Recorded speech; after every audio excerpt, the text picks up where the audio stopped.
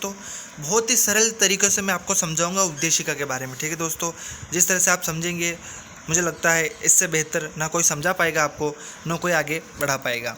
तो दोस्तों please B2 career knowledge में आप सबका स्वागत करता हूं मैं। और चलिए आज की उद्देशिका हम शुरू करते हैं। चलो दोस्तों, हमें पता है कि उद्देशिका को किसने पेश किया था, ये कोई बताने वाली बात नहीं है, ये सबको पता है कि उद्देशिका को किसने और कब पेश किया था। ठीक है दोस्तों, चलिए उससे पहले बता दूं उद्देशिका को किसने पेश किया था। आपको बता दो, ये पेश किया था जवाहरलाल नेहरू जी ने। ठीक है, जवाहरलाल नेहरू जी ने इसको पेश किया था। कब किया था आप ये सबको पता है, 13 दिसंबर को। 13 दिसंबर को पेश किया था। ठीक है दोस्तों, 13 दिसंबर 1946 को उद्देशिका को पेश किया गया था। ठीक है दोस्तों, उसके बाद बात करते हैं इसको एक्सेप्ट कब किया गया था। तो वो आपको पता है 22 जनवरी 1947 को। ठीक है, 22 जनवरी 1947 को उद्देशिका को एक्सेप्ट यानी स्वीकार किया गया था संविधान सभा द्वारा। ठीक है दोस्तों, आपको ये पता होना चाहिए, ये जो मामूली चीज़ें वो आपको पता होनी चाहिए। तो चलो दोस्तों, हम आगे बढ़ते हैं और बात करते हैं उद्देशिका। दोस्तों ये है हमारी उद्देशिका। ठीक है दोस्तों, अब हम आगे बढ़ते हैं, उद्देशिका को पूरा पढ़ते हैं, उसके बाद मैं आपको एक एक चीज़ें समझाता हूँ। ठीक है दोस्तों, ये IAS, RS, SI सारी परीक्षाओं के लिए इंपॉर्टेंट है उद्देशिका। और ये डायरेक्ट टेस्ट दोस्तों, आपको पता है ये जो उद्देशिका है मैंने विधि मंत्रालय से लिया गया है। तो विधि मंत्रालय जो होता है वहाँ की जो वेबसाइट है वहाँ से ये मैंने उद्देशिका को डाउनलोड किया है दोस्तों, तो आपके लिए लेके आया हूँ। ठीक है दोस्तों, चलिए अब बढ़ते हैं, हम आगे उद्देशिका को पढ़ते हैं। पहला अक्षर क्या है दोस्तों, हम समझिएगा दोस्तों, हम भारत के लोग। क्या दोस्तों, हम भारत के लोग, भारत को संपूर्ण प्रभुत्व संपन्न। ठीक है दोस्तों, संपूर्ण प्रभुत्व संपन्न, इसका अर्थ क्या होता है ये समझिएगा। संपूर्ण प्रभुत्व संपन्न का अर्थ क्या होता है वो समझिए। तो दोस्तों इसका अर्थ क्या होता है, ये हमने लिया है महेश कुमार वर्णमाल सर की जो किताब है ना, उससे मैंने ये लिया है कि महेश कुमार वर्णमाल सर ने इसके ऊपर क्या लिखा कि संपूर्ण प्रभुत्व संपन्न क्या होता है। तो दोस्तों समझिएगा इस चीज़ को। संविधान की प्रस्तावना के अनुसार भारत एक संपूर्ण प्रभुत्व संपन्न राष्ट्र है। इससे स्पष्ट है कि भारत अपने आंतरिक एवं बाह्य मामलों में किसी भी विदेशी सत्ता के अधीन नहीं है। ठीक है दोस्तों, तथा वह अपने किसी भी आंतरिक एवं बाह्य नीति निर्धारण करने के लिए किसी भी राष्ट्र के साथ संधि एवं मित्रता करने के लिए पूर्णतः स्वतंत्र है। ठीक है दोस्तों, इसमें स्पष्ट होता है कि भारत के लोग संविधान के मूल स्रोत है और भारतीय राज्य व्यवस्था में प्रभुत्व लोगों में ही नहीं थे। दोस्तों समझे ना आप, संपूर्ण प्रभुत्व का मतलब क्या है, समझ गए ना दोस्तों। तो आप ये पढ़ लीजिएगा जो मैंने स्क्रीन ये आपके लिए लाया हूँ। ठीक है दोस्तों, ये पढ़ लीजिएगा, ये आपको समझ आ जाएगा कि संपूर्ण प्रभुत्व क्या है। ठीक है दोस्तों, हम आगे बढ़ते हैं उद्देशिका में। अब आगे क्या लिखा हुआ है, समाजवादी। दोस्तों क्या है, समाजवादी सिद्धांत। ठीक है, समाजवादी।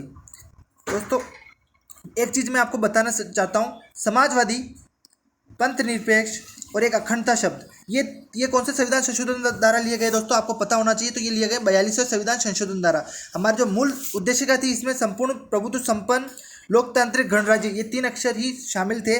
पर समाजवादी, पंथ निरपेक्ष, जो अखंडता आपको नीचे दिख रही होगी अखंडता, ये वाला देखिए दोस्तों, ये वाला जो है ना, ये हमने 42वें संविधान संशोधन द्वारा 1976 द्वारा शामिल किए गए। ठीक है दोस्तों, ये आपको याद रखना है।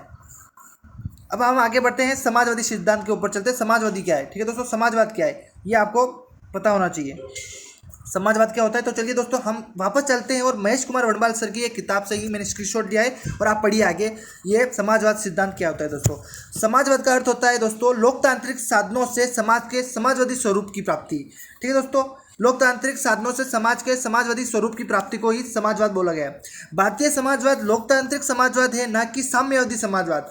आपको ये बात समझना है कि भारत का जो समाजवाद है वो लोकतांत्रिक डेमोक्रेटिक समाजवाद है, ना कि कम्युनिस्ट समाजवाद है, ये आपको याद रखना है। ठीक है दोस्तों, इसमें राजश्रित समाजवाद भी कहा जाता है, जिसमें उत्पादन और वितरण के सभी साधनों का राष्ट्रीयकरण और निजी संपत्ति का अनुमूलन शामिल है। ठीक है दोस्तों, ये आपको पढ़ लेना है। ठीक है, ये वाला जो मैंने ये आपको बता रहा हूँ दोस्तों, ये आपको पढ़ लेना है समाजवाद के सिद्धांत में। ठीक है दोस्तों, अब हम आगे बढ़ते हैं, पंथ निरपेक्ष। दोस्तों अगला टॉपिक है पंथ निरपेक्ष क्या है दोस्तों, ये आपको समझना है पंथ निरपेक्ष क्या है। तो चलिए दोस्तों वापस चलते हैं किताब की ओर और पंथ निरपेक्षता के बारे में समझते हैं। पंथ निरपेक्षता का शब्द होता है सेकुलर। सेकुलर आप सबको पता है, सेकुलर, भारत एक सेकुलर कंट्री है। ठीक है दोस्तों, तो आपको पता है ये सेकुलर जो शब्द है वो 42वें संविधान संशोधन द्वारा जोड़ा गया। मैंने आपको पहले ही बता चुका हूँ, 1976 में इंदिरा गांधी की सरकार ने। ठीक है दोस्तों, अब बात करते हैं, भारत एक पंथ निरपेक्ष राज्य है। इसका तात्पर्य यह नहीं है कि भारत एक धर्मविहीन राज्य है। दोस्तों कॉन्सेप्ट को समझिएगा दोस्तों, नो रिलीजन, क्या मतलब भारत का ये मतलब नहीं है कि भारत में कोई धर्म नहीं होगा। ठीक है दोस्तों, धर्म विहीन है भारत, ये नहीं है सेकुलर शब्द का उपयोग। ठीक है दोस्तों, इसका सीधा अभिप्राय यह है कि राज्य स्वयं धार्मिक नहीं है, वह सर्वधर्म सद्भाव के प्राचीन भारतीय सिद्धांत का अनुकरण करता है। ठीक है दोस्तों, इसका तात्पर्य यह है कि राज्य धर्म के आधार पर नागरिकों से विभेद नहीं करेगा।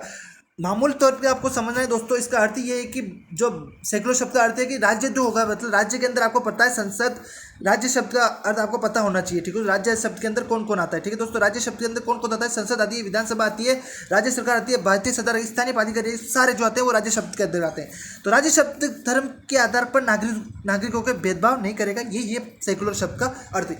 ये आपको 42वें संविधान संशोधन द्वारा शामिल किया गया है। ठीक है दोस्तों, हम आगे बढ़ते हैं वापस। लोकतांत्रिक गणराज्य। ठीक है दोस्तों, जो चौथा शब्द है लोकतांत्रिक और गणराज्य। चलिए दोस्तों, लोकतांत्रिक गणराज्य क्या है ये भी हम आपको बता देते हैं। लोकतांत्रिक का अर्थ क्या है दोस्तों, लोकतांत्रिक का अर्थ है केवल उन्हीं शासकों को जो सरकार चलाने का अधिकार है जो लोग द्वारा निर्वाचित होंगे। लोकतांत्रिक का अर्थ है कि जो शासक होगा वो जो लोग है ना, जनता द्वारा निर्वाचित होगा, प्रत्यक्ष रूप से जनता द्वारा क्या होगा, निर्वाचित होगा, उसको ही लोकतंत्र कहा गया है। ठीक है दोस्तों, हम आगे बढ़ते हैं, उद्देशिका में जाते हैं और आगे जाते हैं गणराज्य शब्द की दोस्तों। तो दोस्तों गणराज्य शब्द का अर्थ क्या है, तो वो देखिए दोस्तों, ये है गणराज्य शब्द यानी रिपब्लिक। क्या दोस्तों, रिपब्लिक। रिपब्लिक का क्या अर्थ होता है ये आप पढ़ लीजिएगा, जो मैंने आपको स्क्रीनशॉट दिया है। ठीक है दोस्तों, इससे आप पढ़ लीजिएगा। ये महेश कुमार जो वर्णमाल सर है ना, जो IPS ऑफिसर है वर्तमान में, उनकी किताब से ये लिया गया है। ठीक है दोस्तों, ये आपको याद रखना है कि महेश कुमार वर्णमाल है ना, उनकी किताब से मैंने ये लिया है। ठीक है दोस्तों, जिससे ये सरल है और आप समझ पाए। ठीक है दोस्तों, ये आपको याद रखना है दोस्तों कि जो किसी भी एग्जाम में कुछ भी प्रश्न बनता है ना दोस्तों, वो इसी तरीके से बनता है। ठीक है दोस्तों, ये आपको याद रखना है।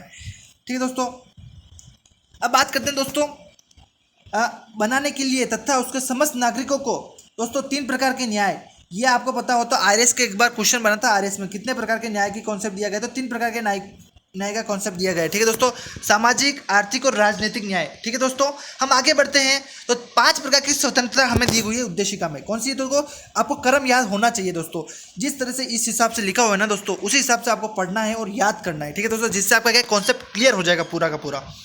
ठीक है ना। तो चलिए दोस्तों अब बात करते हैं विचार। क्या दोस्तों, विचार, अभिव्यक्ति, विश्वास, धर्म और उपासना की स्वतंत्रता। कितने प्रकार की स्वतंत्रता है दोस्तों, तो 5 प्रकार की हमें स्वतंत्रता दे रखी है, ये आपको याद करनी है। विचार, अभिव्यक्ति, विश्वास, धर्म, उपासना की स्वतंत्रता हमें दे रखी है। ठीक है दोस्तों, उसके आगे क्या लिखा है दोस्तों, प्रतिष्ठा और अवसर की समता। प्रतिष्ठा और अवसर की समता। समता का शब्द का अर्थ आपको समझ में आना चाहिए दोस्तों। समता अर्थ का मतलब क्या होता है दोस्तों, समाज का अर्थ होता है समाज के किसी वर्ग को कोई विशेष अधिकार नहीं होगा, बिना किसी भेदभाव के प्रत्येक व्यक्ति के साथ समान अवसर प्रदान किया जाएगा, उससे क्या बोला गया, समता। तो कितने प्रकार की क्षमता दे रखी है, 2 प्रकार की क्षमता। कितने प्रकार की, 2 प्रकार की। प्रतिष्ठा और अवसर की क्षमता हमें दे रखी है। ठीक है दोस्तों, ये भी आपको याद रखना है। ठीक है दोस्तों, अब हम इसको मिटा देते हैं, उसके बाद हम आगे बढ़ते हैं। दोस्तों आपको इसी हिसाब से पढ़ना होगा जिससे आपका ये पछताना जो कॉन्सेप्ट है वो क्लियर हो जाए। इससे बाहर कुछ नहीं आएगा, ये मैं आपसे वादा करता हूँ दोस्तों। जो मैंने ये कर रहा हूँ ना, ये प्रस्तावना पढ़ा रहा हूँ, इससे बाहर आपका कुछ नहीं आएगा। बल्कि कुछ भी हो जाए, कौन सा भी एग्जाम हो जाए, IAS हो जाए, IPS हो जाए, SI हो जाए, इससे बाहर कुछ नहीं आने वाला है। अब आगे बढ़ते हैं। समता प्राप्त कराने के लिए तथा उन सब में व्यक्ति की गरिमा और राष्ट्र की एकता और अखंडता सुनिश्चित करने वाली बंधुता बढ़ाने के लिए, सुनिश्चित कराने वाली बंधुता बढ़ाने के लिए दृढ़ संकल्प होकर अपनी इस संविधान सभा में आज तारीख 26 नवंबर 1949, ठीक है, मिति मार्ग शीर्ष शुक्ल सप्तमी संवत 2006 विक्रमी को इस संविधान को दोस्तों मेन लाइन ये याद कर लेना आप, अंगीकृत, अधिनियमित और आत्मप्रेरित करते हैं दोस्तों। इसमें जो मेन बात है दोस्तों, ये वाला एक शब्द याद कर लेना दोस्तों, जिससे आपका क्या कॉन्सेप्ट पूरा का पूरा क्लियर हो जाए। ये 3 शब्द नीचे वाले याद आपको करने होंगे दोस्तों, तो ये आपका आगे का कुछ हो सकता है, बाकी नहीं होने वाला। ठीक है दोस्तों, ये क्वेश्चन पूछा हुआ है दोस्तों, ये क्वेश्चन पूछा हुआ है। ठीक है दोस्तों, ये प्रीवियस ईयर क्वेश्चन में पूछा हुआ है, अंगीकृत, अधिनियमित और आत्मप्रेरित करते हैं। ठीक है दोस्तों, तो ये पूरा आपको याद होना चाहिए, जिससे आपका अगली बार मुझे लगता है कोई भी एग्जामिनर होगा वो नीचे से कॉन्सेप्ट बनाने का सोचेगा। ठीक है दोस्तों, तो ये आपको याद होना चाहिए।